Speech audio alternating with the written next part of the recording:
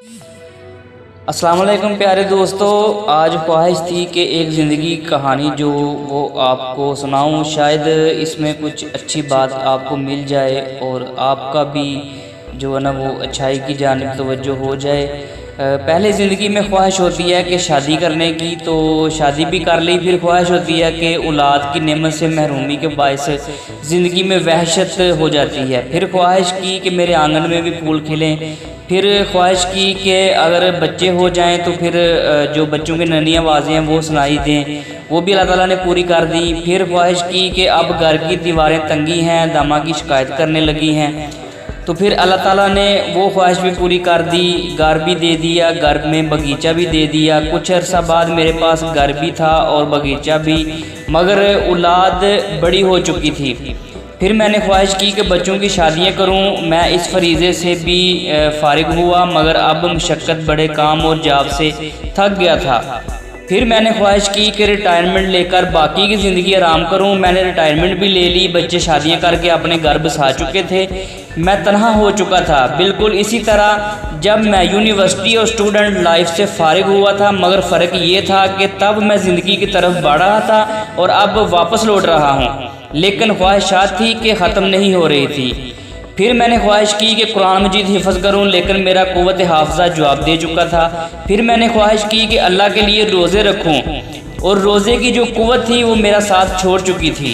फिर मैंने ख्वाहिश की कि रात उठकर तहज्जुद पढ़ूं, मगर मेरे कमज़ोर पाँव मेरे जिस्म का बोझ उठाने से इनकार कर रहे थे।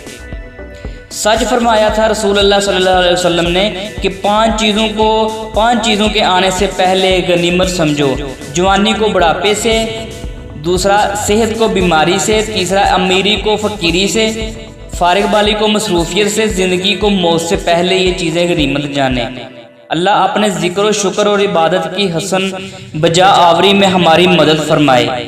ऐ मेरे मुसलमान भाई और बहन, अगर आपके रोज़ाना के शेड्यूल में चाश्त की 2 रकात नमाज, कुरान मजीद का कोई एक रकू, रात की वितर जो होते हैं वो, कोई अच्छी बात, कोई सदका जारिया, कोई जो रब की नाराज़गी को खुशनुदी में बदल दे, कोई ऐसी नेकी जो आप और आपके रब के दरमियान हो, अगर नहीं है तो फिर ज़िंदगी का क्या लुत्फ़ दोस्तों।